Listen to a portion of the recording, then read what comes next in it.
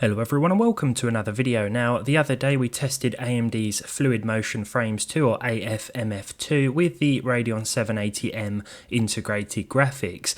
This is basically frame generation at a driver level, and in some cases, well, namely GTA 5, it worked well because we were starting off with at least 60 FPS, and AFMF 2 is best suited to titles that will run at 60 FPS to start with for a smoother experience. The 780M, however, can't always deliver such performance, and so enabling frame gen can feel a bit choppy in some instances. Today we're using the 6500 XT, one of AMD's most entry-level cards. It's a 4GB GPU, received some criticism at launch, but if you're using it in a PCIe 4.0 system, then it performs okay, though there are certainly better options, including used options for the money, but that's a whole subject for another day.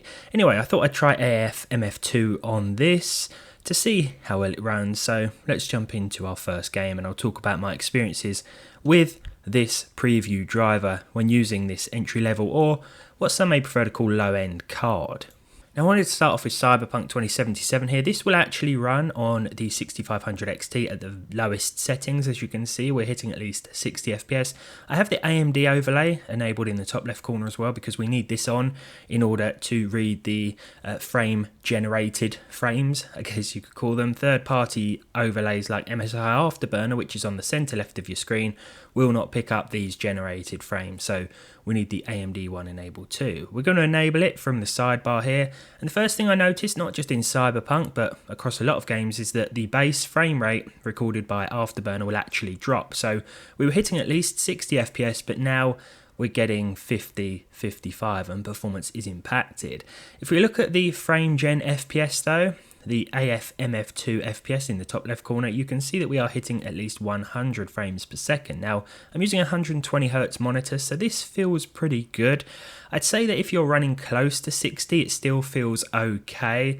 As you can see now, however, we have bumped up above 60, and this essentially doubles the frame rate in some areas. It feels nice and smooth. Not much ghosting or visual artifacts to report here, happily.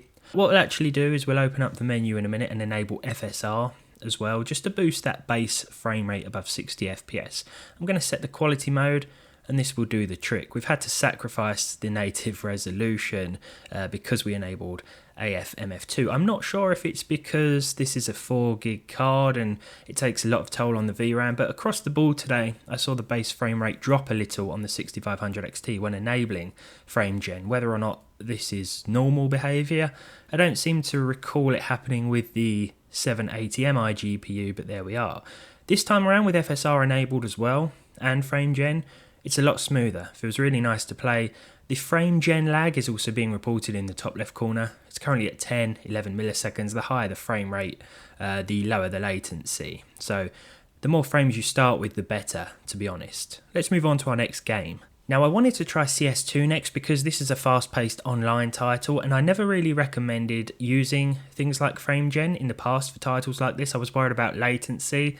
I have to report here, however, well, actually, let's enable AFMF2 first. I'm still running at just the base frame rate here, base resolution, no gimmicks or features added. We're still seeing a pretty decent FPS around 200. I haven't recorded any average frame rates today to compare it to because it won't pick up the generated frames. If we enable AFMF2 here, leave everything at auto as I have done throughout, you can see that our frame rate has dropped a little to 120, 130 FPS, but our FPS as reported by the AMD overlay is sitting at over 200. Sometimes it creeps up on 300 as well. And as you can see by the frame gen lag, we are seeing about 5-6 milliseconds of latency, which definitely feels playable, you know? It's not that bad at all. Compared to the first iteration of this feature, it certainly feels a lot better. There's no ghosting, anything going on like that. I was worried about response times. Maybe if you're a professional esports player, you know, you play a lot more CS2 and you're better at it than I am, which really isn't difficult, then you're going to notice more latency, but it's definitely worth enabling this feature to see for yourselves whether or not it feels like an improvement. You're going to see throughout as well though that 6500 XT is basically munching all of the available video memory. It's going to allocate pretty much everything whenever you jump into a game. Now, I mentioned in another video that I'm using a 120Hz monitor. I'm just testing an old monitor I found online. In games like Elden Ring here, which are capped to 60 FPS, it feels good, it feels fine. But because I'm using a 120Hz monitor, we can actually bypass the FPS cap using AMD Fluid Motion Frames too. As you can see, if we enable it here, the game is still reporting a capped 60 FPS, of course, but if you look at that top left corner, we're now getting 120 generate. I don't like to call them actual frames. I don't like to refer to it as frames per second, because these are, I guess some would call artificial frames, but the game does feel a lot smoother. 10 milliseconds of consistent latency as well. No ghosting, no horrible effects to report thus far. I played this one for about 20 minutes and all is well. It certainly feels a lot better on my monitor. We don't have to mess around with trying to uncap it using commands and whatnot.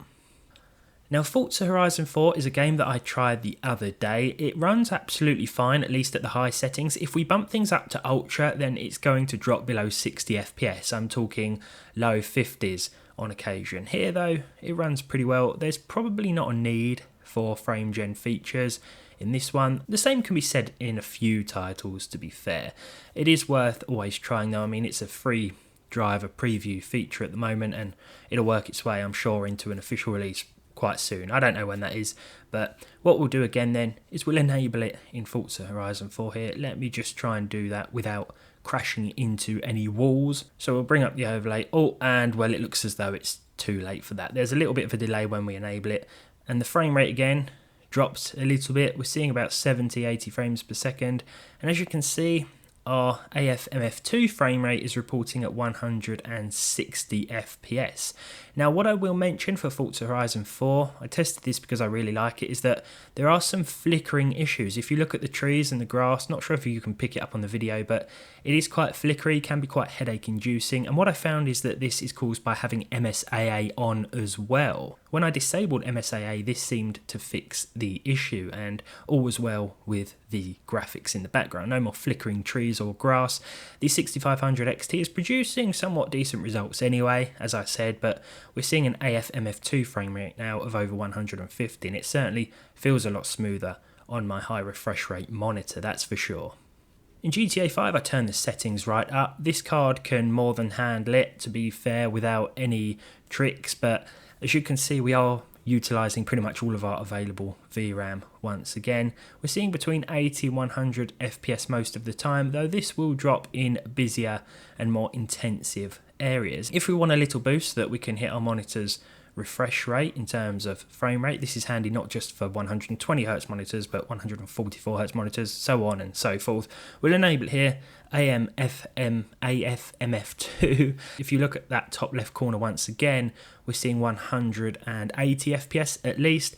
Now, normally this seems to be capped at about 180 FPS. Maybe not necessarily capped actually, but I've noticed if the game gets close to that or exceeds it, then there will be a few little stutters and problems. I think this isn't designed to run with at least 180 FPS, somewhere around about there.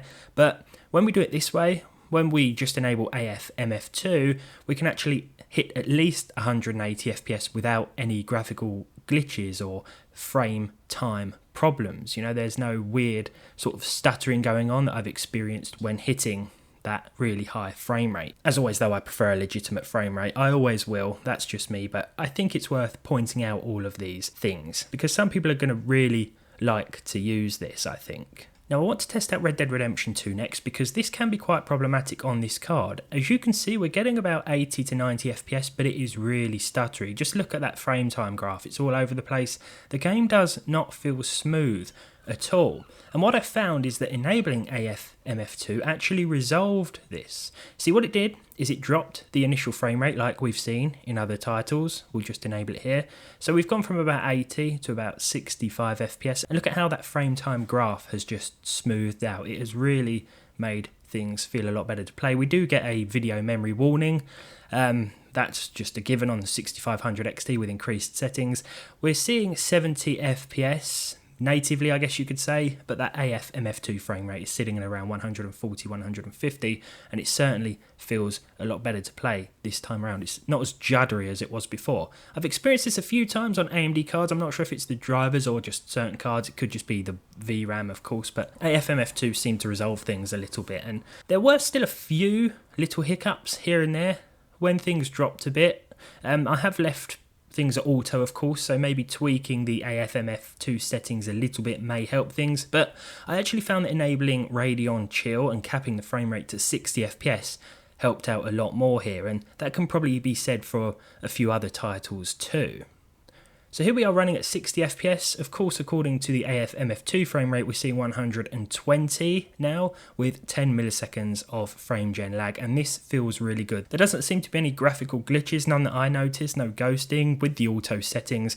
As I mentioned before, you may want to play around with the different settings and that, but this feels really nice to play, especially on a higher refresh rate monitor. So well worth considering once again if you have a card that struggles a little bit in standard rendering mode, of course. As I said before though, I prefer legitimate proper frames all day long, but this feature will be handy, I think, and is worth considering for a lot of people, especially if you're using a lower end piece of hardware.